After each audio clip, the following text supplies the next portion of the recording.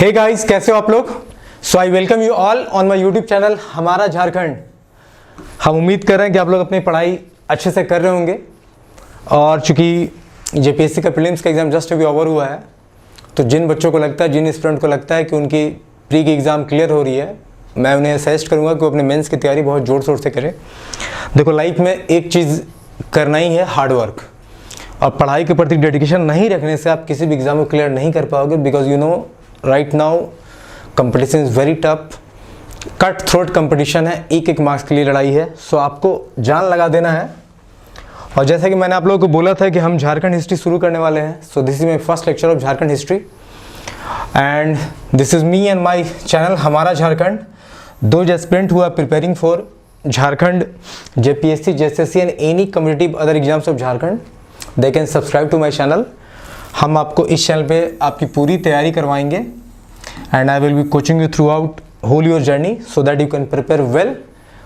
आज हम झारखंड हिस्ट्री चालू करने वाले हैं, जो कि जेपीएससी और जेएसएससी दोनों स्टूडेंट्स के लिए बहुत ही ज़्यादा इंपॉर्टेंट है। And this is me your mentor and guide. मैं आपको इस पूरी जर्नी में आपकी तैयारी में बहुत मदद करने वाला हूँ। So without wasting any time हम लोग चलिए स्टार्ट करते हैं झारखंड हिस्ट्री। ठीक है, जैसा कि आपको पता है कि पूरे झारखंड की जानकारी हमें रखनी है।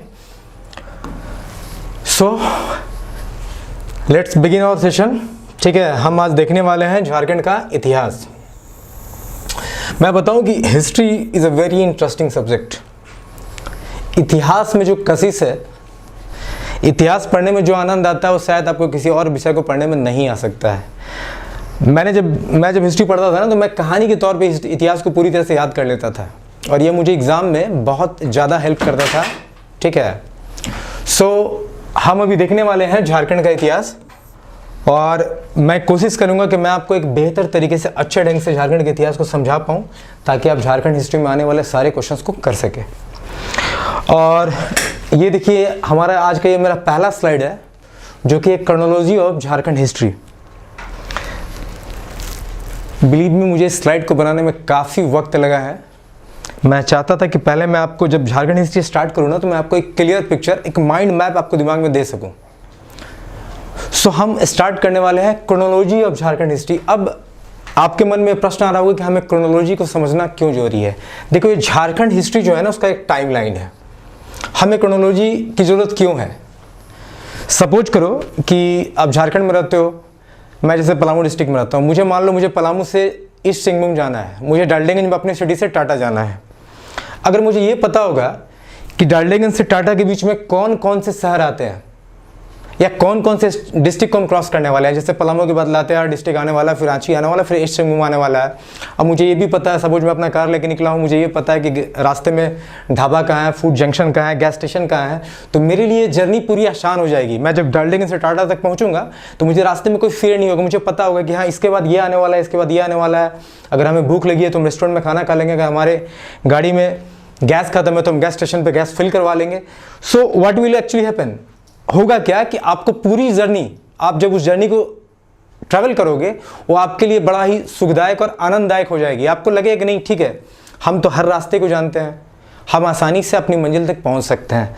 वैसे ही हम जब झारखंड हिस्ट्री को पढ़ेंगे, तो मेरा ये मानना है कि पहले मैं आपको बता दूं कि हम कहाँ से शुरू करने वाले हैं और किन किन घटनाओं को पढ़ने वाले हैं, और उन घटनाओं के बीच में क्या क्या विवरण आपको मिलने वाला है। What are the things that will come in between from the point where we start and from the point where we will finish. So आज मैं आपको सबसे पहले क्रोनोलॉजी समझाने वाला हूँ। तो देखो, बेसिकली क्या हुआ ना कि बहुत सारे स्कॉलर्स ने डिफरेंट टाइम पीरियड पे, अलग अलग टाइम पीरियड को, टाइम फ्रेम को क्रोनोलॉजी के आधार पे अलग अलग नाम दिया है। उन्हीं में से हम जिस स्कॉलर से, ये मतलब कहने का मतलब है कि सिंपली जिसको ज़्यादा लोग प्रीफर किए हैं, उस स्कॉलर के टाइमलाइन को हम लोग लेके यहाँ पे आए हैं। सो आइए हम एक एक करके देखते हैं कि हमें झारखंड हिस्ट्री में कहाँ से पढ़ना और कहाँ तक जाना है। सो झारखंड हिस्ट्री में जो शुरुआत होती है वो होती है, सबसे पहले झारखंड का जो कालक्रम है वो स्टार्ट होता है पैलियोलिथिक एज से, जिसे कि आप पूरा पाषाण काल बोलते हैं। पैलियोलिथिक एज कहाँ से कहाँ तक स्टार्ट है, तो आप देखो, पैलियोलिथिक एज 1 मिलियन ईयर एगो से लेके 11,000 BC तक आता है। ठीक है, अब जो पहला प्रश्न आपके दिमाग में आता है कि भाई BC क्या है। यू सी हियर, इस तरफ का जो बोर्ड का लेफ्ट पार्ट है, सॉरी मेरा राइट पार्ट है अभी, वो BC है, बिफोर कॉमन एरा। और इस तरफ का पार्ट क्या है, कॉमन एरा, सी या एडी। तो भाई बीसी और सी या एडी क्या है, बहुत लोग इसमें कंफ्यूज रहते हैं। मैं पहले आपका ये कंफ्यूजन दूर करता हूँ। आप यहाँ देखना, देखो मैंने यहाँ पे एक टाइम फ्रेम बना रखा है।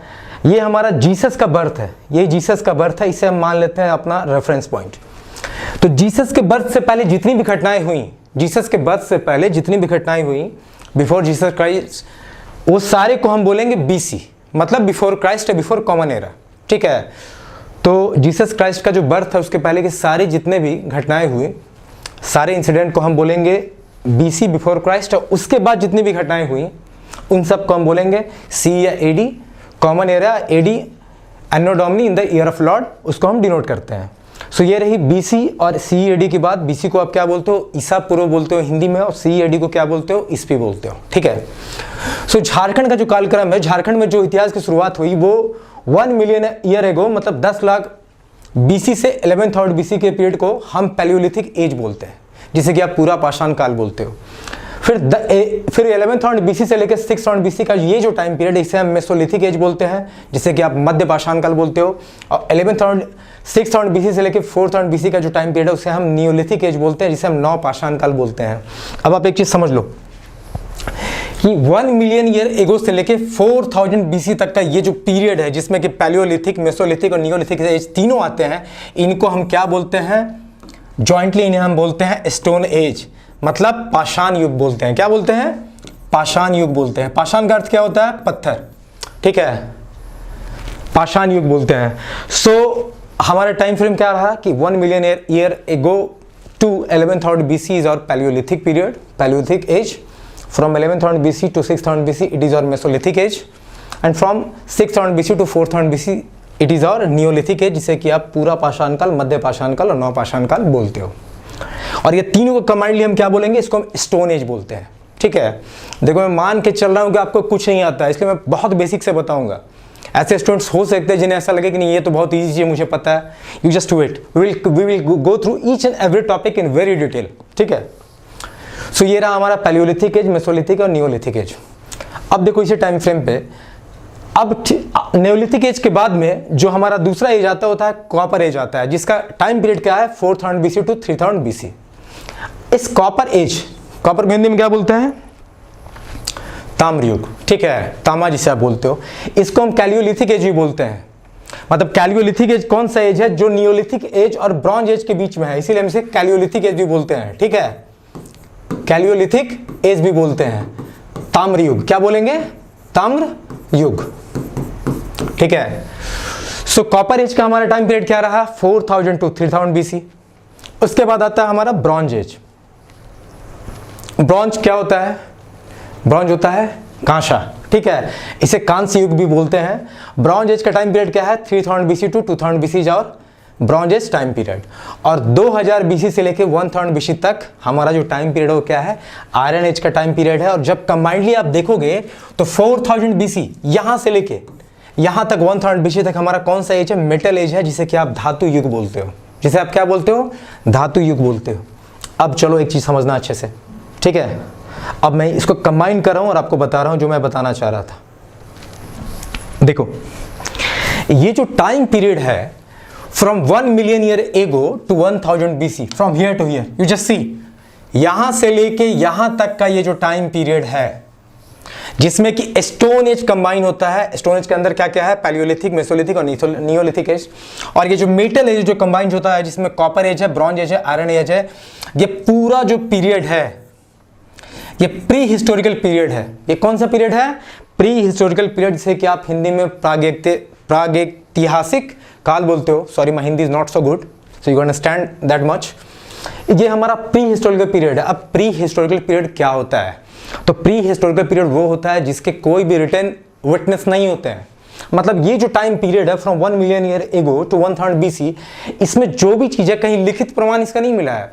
इसमें हमें जो भी चीजें प्राप्त हुई हैं खुदाई में, ठीक है, चाहे कॉपर कॉइन हो, एक्सेस हो, जो भी चीजें हमें मिली हैं उनसे हम बताते हैं कि अच्छा हाँ इस समय ये पीरियड रहा होगा।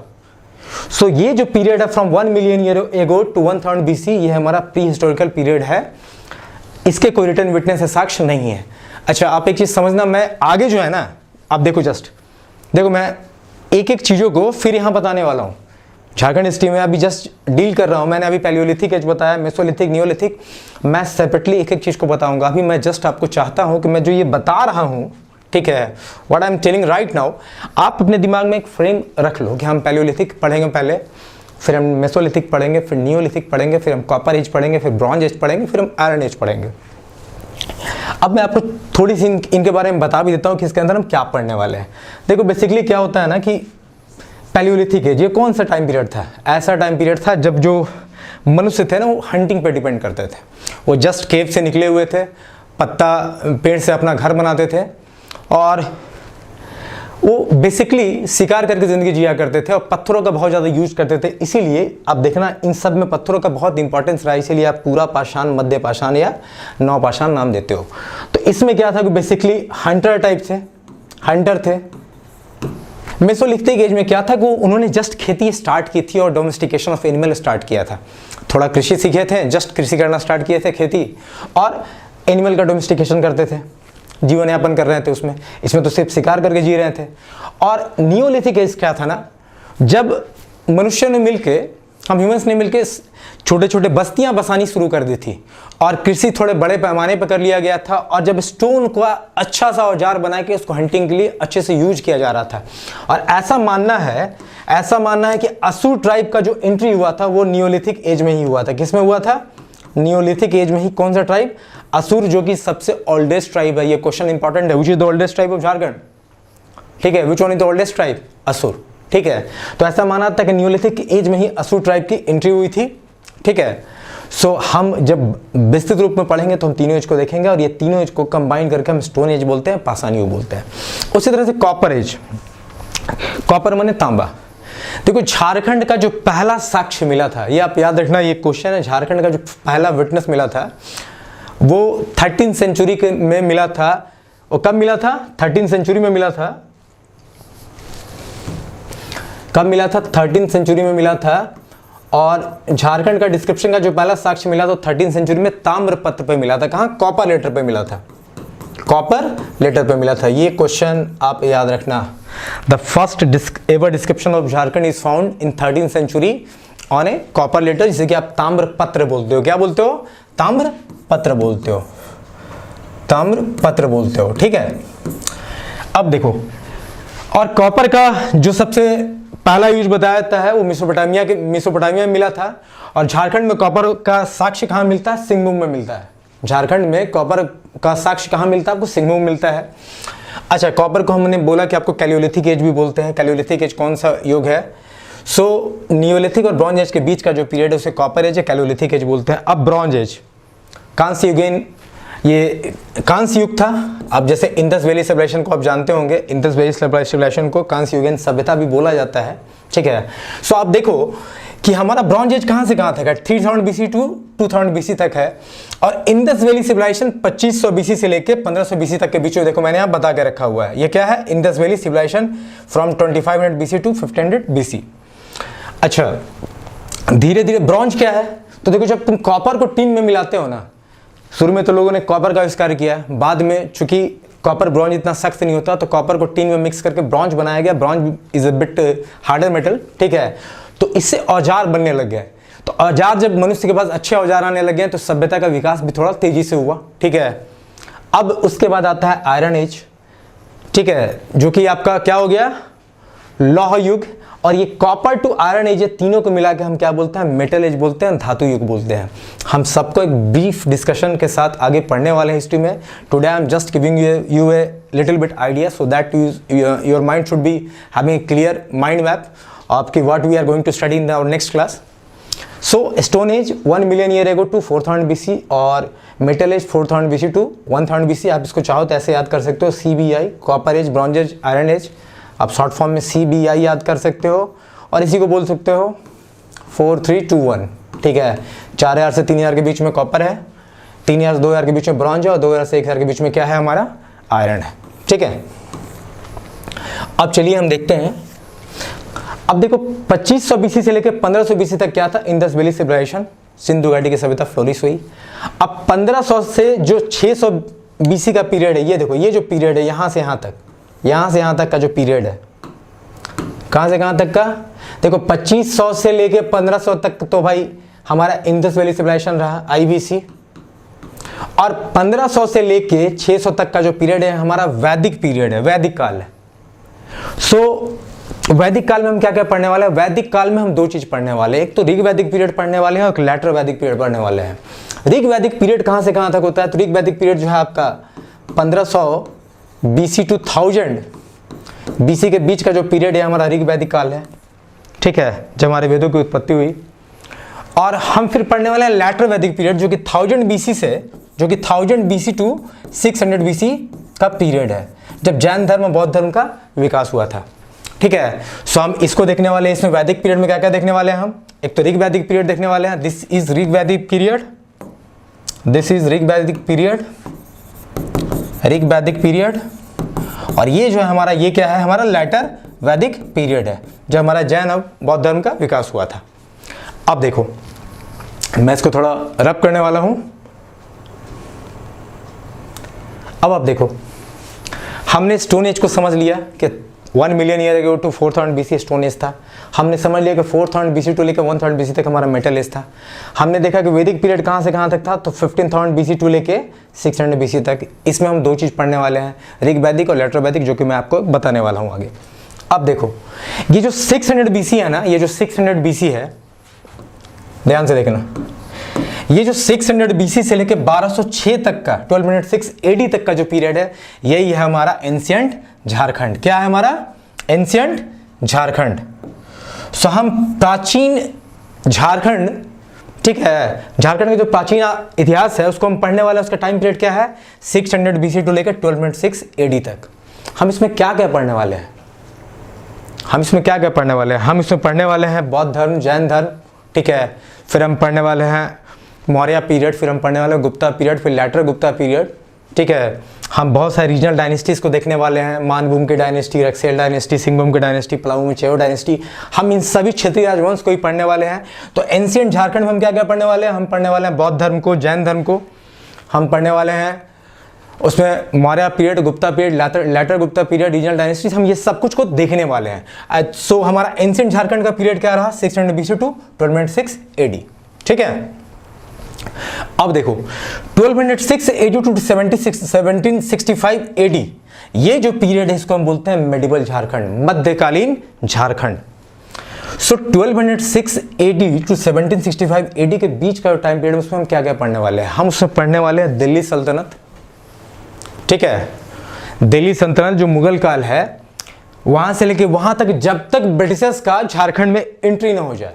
सो मध्यकालीन झारखंड में, मतलब मेडिवल झारखंड में हम क्या क्या पढ़ने वाले हैं? तो हम दिल्ली सल्तनत मुगल काल से लेके हम तब तक वहां तक की चीजों को स्टडी करेंगे जहां से ब्रिटिशर्स झारखंड में एंट्री हुए, ठीक है। सो ये that will be our medieval Jharkhand. Again from 1765 to 1947, that is our modern Jharkhand. जब ब्रिटिशर्स को 1765 में दीवानी राइट्स मिल गए थे, किसी से राइट्स मिले थे? बंगाल, बिहार, उड़ीसा का। सो उनको टैक्स कलेक्ट करना था। इसके लिए जब ब्रिटिशर्स बंगाल, बिहार, उड़ीसा है, उन्हें बहुत सारे राजा रजवाड़े से उन्होंने लड़ाई भी की, ठीक है, अपना प्रभुत्व जमाने की कोशिश की। इसके बीच में हम मॉडर्न झारखंड में पढ़ेंगे 1857 की क्रांति, उसमें झारखंड में कौन कौन से फ्रीडम फाइटर ने सहयोग दिया। उसके बाद हम बहुत सारा चीज़ पढ़ने वाले, लेबरर का, फार्मर्स का क्या रोल रहा, फीमेल्स का क्या रोल रहा, बहुत सारे ट्राइबल रिवोल्ट हुए, उन सब रिवोल्ट को भी हम देखने वाले हैं। सो ये सब कुछ हम देखेंगे मॉडर्न झारखंड में from 1765 AD to 1947, that is of course in modern Jharkhand. अब 1947 में जब भारत आज़ाद हो गया, तब से लेके 15 नवंबर 2000 तक, जब तक झारखंड एक सेपरेट स्टेट के रूप में नहीं उभरा, उस बीच के पीरियड को क्या हम बोलते हैं? उसको हम बोलते हैं Jharkhand after independence. That period is called Jharkhand after independence. So हम उस कालावधि को पढ़ेंगे 1947 AD टू लेके 15 नवंबर 2000 तक के पीरियड को। और जब झारखंड एक सेपरेट स्टेट बन गया 15 नवंबर 2000 को, वहां से लेकर टिल टुडे वो हमारा होगा Jharkhand as a separate state. हम देखेंगे कौन चीफ मिनिस्टर बने, क्या क्या आंदोलन हुए, झारखंड का डिवीजन कैसा हुआ, उसका मतलब झारखंड का कमान किसने संभाला, डिफेंस मिनिस्टर पोर्टफोलियो, गवर्नर, क्या क्या पॉलिसीज नए बने झारखंड बनने के बाद, हम सब कुछ पढ़ने वाले हैं till today Jharkhand as a separate state. So यही बेसिकली जो है ना, ये क्रोनोलॉजी ऑफ झारखंड हिस्ट्री जिसको हम पढ़ने वाले हैं। सो आपके दिमाग में ये चीज़ चली जानी चाहिए कि हम कहाँ से पढ़ने वाले हैं। हम स्टोन एज चालू करेंगे। पहले स्टोन एज में हम पैलियोलिथिक, मेसोलिथिक और नियोलिथिक पढ़ेंगे। फिर हम मेटल एज में जाएंगे, कॉपर, ब्रॉन्ज, आयरन पढ़ेंगे। फिर हम वैदिक पीरियड देखने वाले हैं जिसमें कि ऋग वैदिक और लेटर वैदिक देखने वाले हैं। फिर हम एंशिएंट झारखंड देखने वाले हैं जिसमें कि हम क्या क्या देखने वाले हैं, बुद्धिज्म, जैनिज्म, मौर्य काल, Maurya period, Gupta period, later Gupta period. फिर हम मिडिवल झारखंड में घुसेंगे जहां हम पढ़ने वाले हैं दिल्ली सल्तनत, मुगल काल, अप टू ब्रिटिशर्स के जहाँ तक एंट्री नहीं होती है। फिर हम मॉडर्न झारखंड में क्या देखेंगे कि ब्रिटिशर्स के झारखंड में कैसे एंट्री हुआ, क्या क्या रिवोल्ट हुए 1857 में, किसका क्या क्या योगदान रहा है, चाहे फार्मर हो, लेडीज़ हो, लेबरर हो, कौन कौन से फ्रीडम फाइटर ने क्या योगदान दिया। फिर हम पढ़ने वाले हैं मॉडर्न झारखंड के बाद कि झारखंड आफ्टर इंडिपेंडेंस 1947 में आज़ादी मिलने के बाद झारखंड में क्या क्या और घटनाएं घटी। और उसके बाद फाइनली 15 नवंबर 2000 को जब झारखंड बन गया, स्टेट के बनने में किन की अहम भूमिकाएं रहीं, क्या क्या आंदोलन हुए, स्टेट क्यों बना, और बनने के बाद से आज तक का जो पीरियड है इसमें क्या क्या सरकार ने डेवलपमेंट किए, कौन कौन से नए नियम कानून बने, सारा कुछ, चाहे जितने भी गवर्नमेंट ने मतलब अपने पॉलिसी फॉर्मुलेट की हो, हम सब कुछ देखने वाले हैं। So this is our course. Jharkhand history हमें ऐसे ही पढ़नी है। अब बिलीव मी, अगर आपको क्रोनोलॉजी समझ में आ गया है, यहाँ से अगर क्रोनोलॉजी गुजर गई है तो बाकी मैं जितना पढ़ाऊंगा ना बड़ा मक्खन के जैसा निकलेगा। डोंट वरी, आपको सब कुछ समझ में आने वाला है, because I am going to teach you in that way. ठीक है। सो जिनको भी स्क्रीनशॉट लेना है इस क्रोनोलॉजी ऑफ झारखंड हिस्ट्री का, वो ले सकते हैं। सो मैं बेसिकली आज का मेरा जो लेक्चर था ना, मैं आपको ये समझाना चाह रहा था कि क्रोनोलॉजी ऑफ झारखंड हिस्ट्री आप समझ लो, टाइमलाइन समझ लो। ठीक है। अब नोमेनक्लेचर ऑफ झारखंड, इसका मैंने एक सेपरेट वीडियो बनाया है, पर मैं आज यहाँ रिपीट कर देता हूँ। मैंने बोला था कि मैंने उस वीडियो का जो थंबनेल था उसमें बताया था कि 100%, मैं नॉर्मली किसी वीडियो में लिखता नहीं हूँ, मुझे पता है एक क्वेश्चन यहाँ से उठता ही है। मैं 2 पेज का आपको स्लाइड दे रहा हूँ, इसमें जो 10-12 नाम मैंने एक एग्जाम में, झारखंड के एग्जाम में एक प्रश्न पूछ ही लिया जाता है। सो मैं आज को फिर आपको बताने वाला हूँ, चूँकि मैंने हिस्ट्री में निकाल कर रखा था एग्जाम के चलते, मैंने आपको पहले वीडियो दे दिया। सो मैं आपको बता रहा हूँ, आप देख लो। देखो, झारखंड के बहुत सारे नाम हुए हैं। ऋग्वेद में, भगवत पुराण, वायु पुराण, महाभारत में, हर जगह झारखंड को अलग अलग नामों से जाना गया है। सो यहाँ पे मैं आपको बस बता रहा हूँ, आपको सब नाम याद कर जाने हैं। ऋग्वेद में झारखंड को किस नाम से जाना गया है? ऋग्वेद में झारखंड को किस नाम से जाना गया है? तो ऋग्वेद में देखो, मैंने ये जो स्लाइड बनाया है ना, देखना आप, मैंने सब चीज़ों को एक जगह एक्युमुलेट किया है ताकि आपको याद करने में आसानी हो। झारखंड को 2 जगह चिकट प्रदेश के नाम से जाना जाता है, 2 जगह। कहाँ कहाँ? एक तो ऋग्वेद में, दूसरा भगवत पुराण में। तो झारखंड को किकट प्रदेश के रूप में कहाँ जाना जाता है? तो ऋग्वेद में झारखंड का जिक्र किकट प्रदेश के रूप में किया गया है, भगवत पुराण में भी झारखंड का जिक्र किकट प्रदेश के रूप में किया गया है। अब झारखंड को मुरुंड कहाँ बोला गया है? झारखंड को ये भी 2 जगह बोला गया है।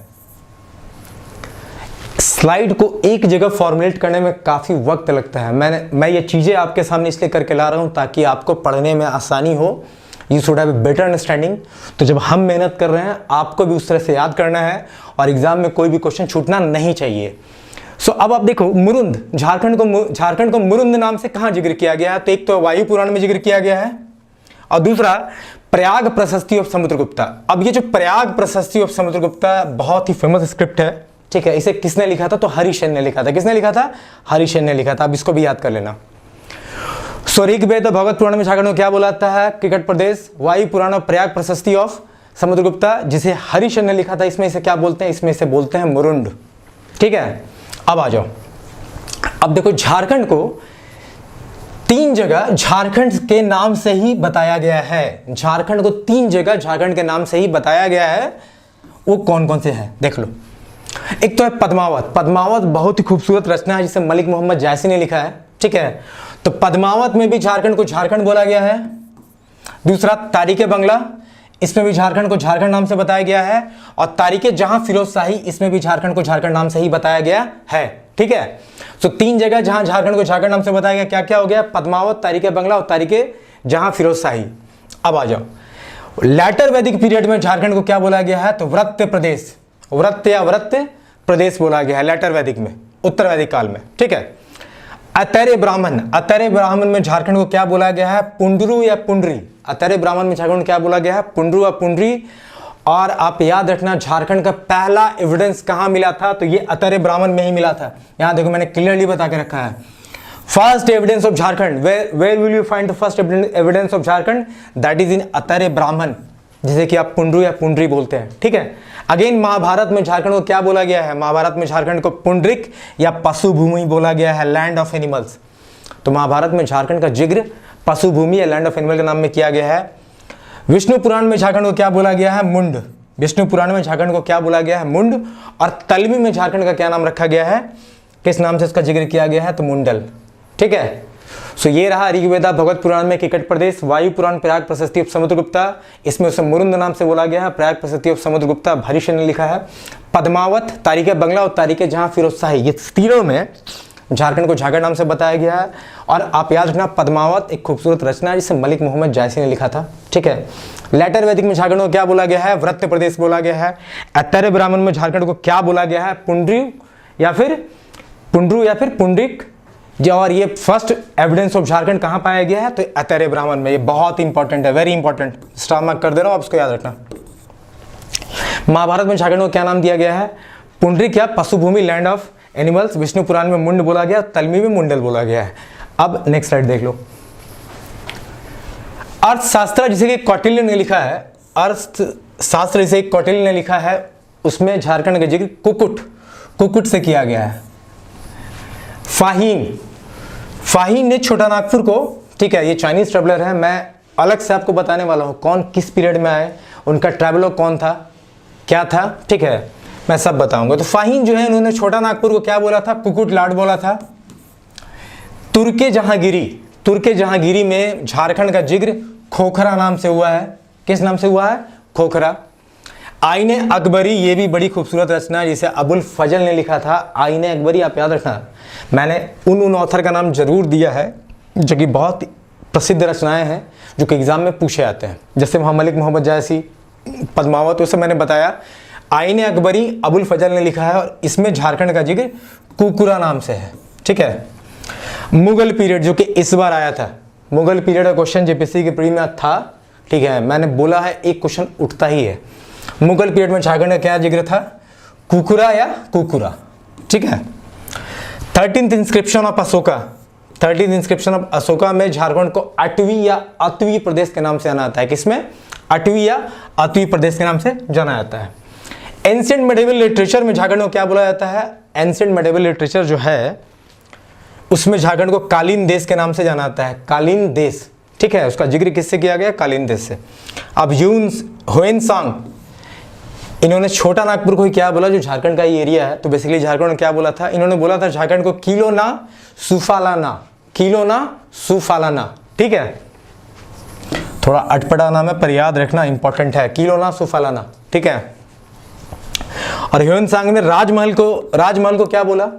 ह्वेनसांग ने छोटा नागपुर को बोला था किलो ना सुफालाना, और राजमहल को क्या बोला? दोनों झारखंड के ही पार्ट, आपको पता है, कीचिंग काइला, ठीक है। तो एक छोटा नागपुर का क्या हो गया? किलो ना सुफालाना, और राजमहल का क्या हो गया? कीचिंग काइला, ठीक है। सो ये रहा झारखंड का नोमेनक्लेचर। अब इससे एक क्वेश्चन हर बार उठता है, एंड बिलीव मी, आपको याद रखना है कि 2 स्लाइड से अगर 2 नंबर मिल रहे हैं, ठीक है, सब कुछ आप जानते ही हो, बहुत ज्यादा नाम नहीं है, मैंने तो एक जगह आपको समराइज करके दे दिया है। What you need to know, देखो यार, ये स्पून फीडिंग जैसा काम है, मैं चम्मच से खाना खिलाने की कोशिश कर रहा हूँ, और मैं इतना उम्मीद कर रहा हूँ कि तुम अपना मुंह जरूर खोलोगे खाने के लिए, ठीक है, और इतना भी नहीं कर पाओगे तो बहुत दिक्कत है, आपको याद रखना है। सो आज का मैं लेक्चर यहीं पे समाप्त कर रहा हूँ। मैं बेसिकली आपको झारखंड का क्रोनोलॉजी समझाना चाह रहा था ताकि आप जब हिस्ट्री पढ़ो, देखो मैं अभी आपको बताने वाला हूँ, यू सी, हम अगले लेक्चर में झारखंड की हिस्ट्री बृहद रूप से स्टार्ट करने वाले हैं। मैंने प्री हिस्टोरिकल पीरियड का जिक्र किया जिसमें कोई रिटन रिकॉर्ड्स नहीं थे, हिस्टोरिकल पीरियड जिसमें रिटन रिकॉर्ड्स मिले हैं, ऋग वैदिक, लेटर वैदिक, इधर में आप देखो stone age, palaeo, mesolithic, metal, copper, bronze, iron. इसके बाद हम एक एक करके देखो डिस्क्रिप्शन के साथ, मैंने आपके लिए इतना अच्छा स्लाइड, इतना अच्छा कंटेंट प्रिपेयर किया है, बिलीव मी आपको हिस्ट्री पढ़ने में आनंद आने वाला है। मैंने एक एक चीज़ को बड़ा विस्तार से आपके लिए रखा है। सो मैं उम्मीद करता हूँ कि आज मैंने जो भी बताया है आपको समझ में आया होगा, ठीक है। और जिन्होंने मेरे चैनल को सब्सक्राइब नहीं किया है, दो जो है प्रिपेयरिंग फॉर जेपीएससी जैसे any other competitive exams of Jharkhand, they should subscribe my channel, आपको बहुत फायदा होने वाला है। और जिन्होंने मेरे टेलीग्राम चैनल को भी नहीं ज्वाइन किया, आप वहीं ज्वाइन करो, क्योंकि इसके जो भी नोट्स होने वाले हैं मैं वहीं देने वाला हूँ, ठीक है। सो टिल देन आप अच्छे से पढ़ाई करो। और मेरा दूसरा झारखंड हिस्ट्री का दूसरा लेक्चर, जो ये तो मैंने शॉर्ट लेक्चर बनाया, अभी जो भी मैं लेक्चर बनाऊंगा आई विल ट्राई कि कम से कम 45 मिनट्स का लेक्चर मैं आपको दूं, क्योंकि सिलेबस को भी खत्म करना है। तो जो लोग जेएसएससी की भी तैयारी कर रहे हैं, जैसे सीजीएल की तैयारी कर रहे हैं, आप इस वीडियो से आपको बहुत फायदा होने वाला है, क्योंकि मैंने उस तरह से डिज़ाइन ही किया है इस हिस्ट्री के पूरे पोर्शन को ना कि आपको अच्छे से समझ में आए। मैंने पिक्चर्स, इमेजेस, बहुत सारी चीज़ों को टेबलर फॉर्म में डाला हुआ है, मैप के जैसा। देखो मैंने यहाँ भी अगर मैंने पॉइंट बताया है, आप देखो, अगर मैं पैलियो मेसोलिथिक एज बताया तो मैंने पॉइंट वाइज आपको बताया हुआ है कि कब वो गैदरर रहे, कब वो एग्रीकल्चरिस्ट बने, कब फायर का आविष्कार हुआ। तो मैंने बहुत सारी चीज़ों को तोड़ा है, बहुत सारे मैंने लगभग बहुत सारे हिस्ट्री में चीज़ों को मैंने बहुत सारा ग्राफिक्स यूज़ करके आपको बताने की कोशिश की है, ताकि आपको पढ़ने में आसानी हो। देखो आर्कियोलॉजिकल सोर्स है झारखंड में, क्या क्या रहा, कैसे रहा। सो मैंने बहुत सारा टेबलर फॉर्म यूज किया है ताकि आपको इतिहास को पढ़ने में आसानी हो, आप हिस्ट्री से आने वाले हर एक क्वेश्चन को कर सके। सो टिल देन अच्छे से पढ़ाई करो, और जिन्होंने चैनल को सब्सक्राइब नहीं किया है आप चैनल को सब्सक्राइब कर लो। हम मिलते हैं अपने नेक्स्ट लेक्चर में। Have a nice day.